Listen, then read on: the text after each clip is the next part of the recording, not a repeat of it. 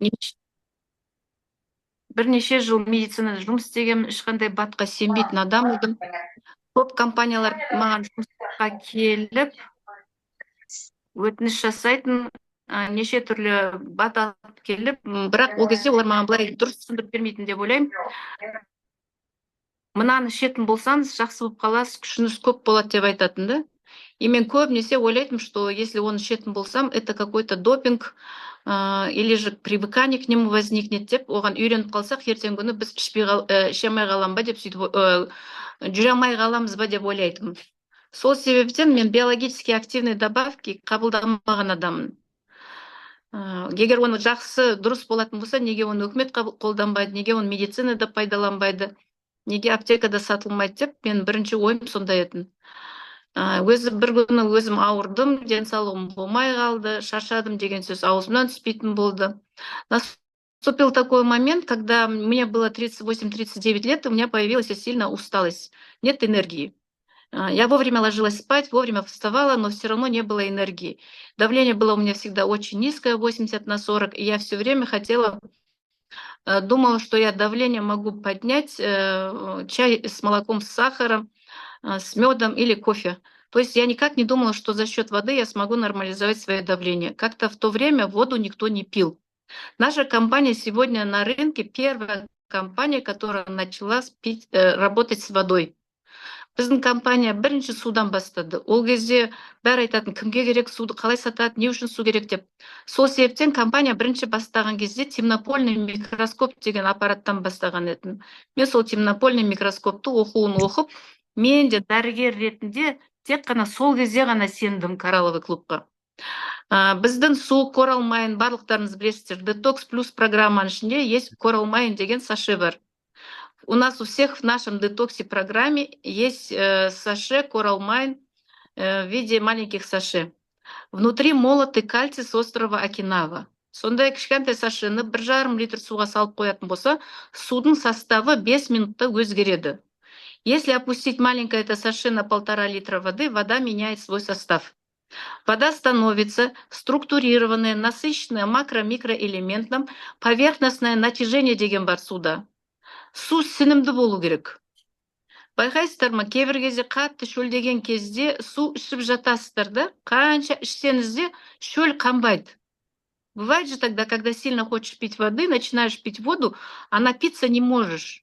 Уже асқазан керіп тұрады, қолдары ісіп кетеді, отеки появляются, а все равно пить хочется и не знаешь, как насытиться, да?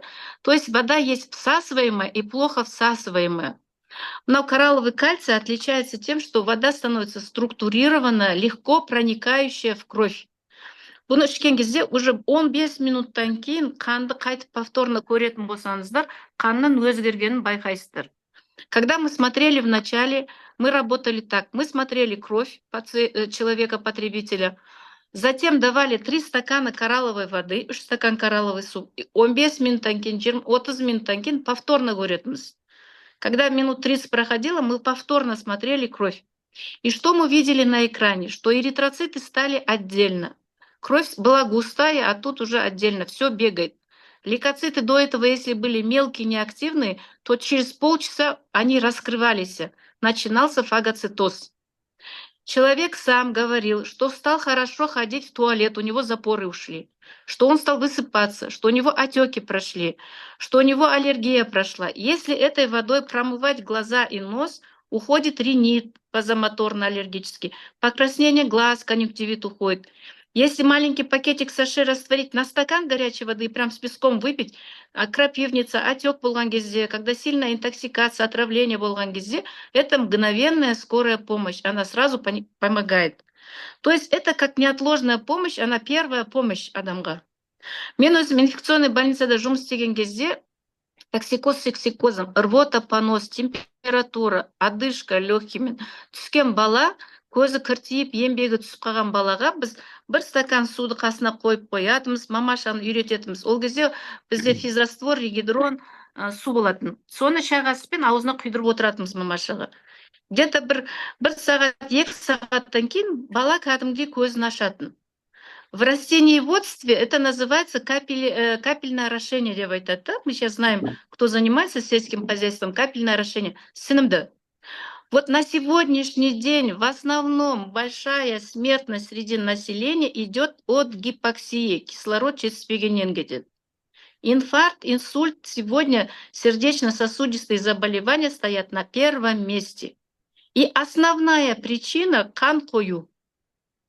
Байқадыңыздар ма? Сіздерге вот таныстарыңыз келеді, өздеріңіз барып тапсырып көріңіздер да, общий анализ крови тапсыратын болсаңыздар, сіздерге гемоглобин жоғары деп көрсетеді.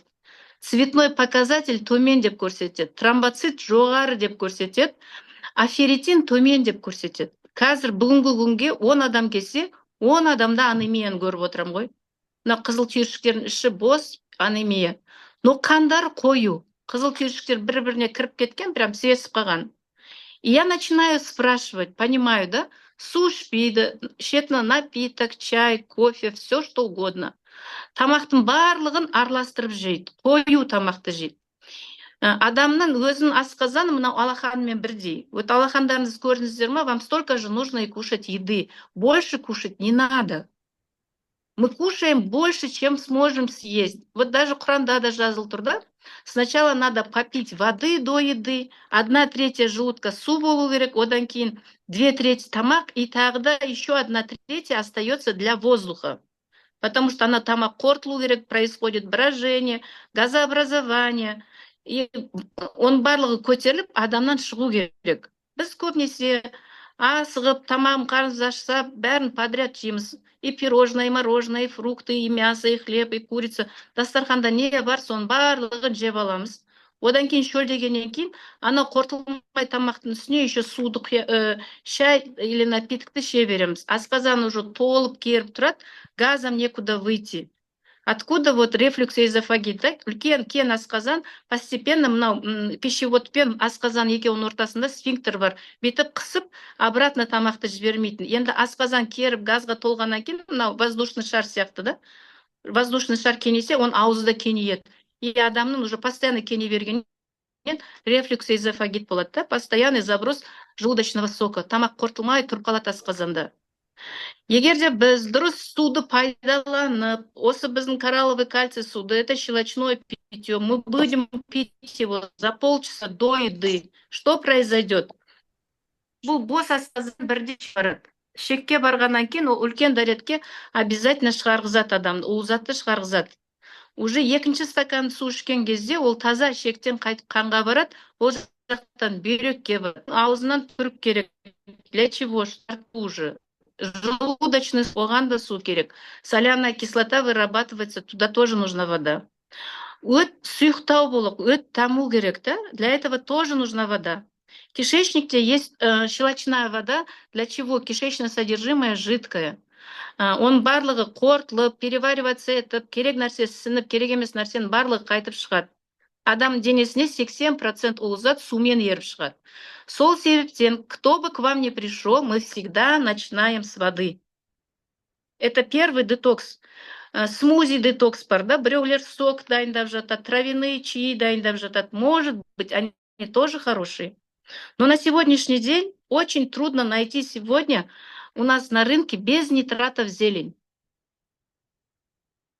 Сельдерей Қытайдан келіп жатыр, потому что бізде өзімізде местный сельдерей өте аз.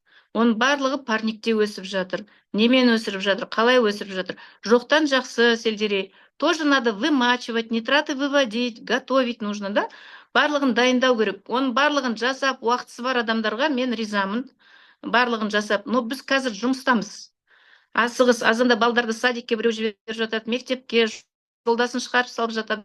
Завтрагы бар, гимнастикасы бар, и еще жұмысқа үлгеру керек бар. Маған сол себептен ең оңайы мынау коралловый кальцийді ішу. Құрамында 70 макро-микроэлемент бар, 1,5 литр суға салып қоям, сәл ыстықта ұғылып, азанда 1 стакан коралловый сумен ішем. Біздің детокс плюс программаның ішінде екінші продукт бар, H500 деген. Бір капсуласы это 2-3 тысячи стаканов свежевыжатого сока. Это атомарный водород.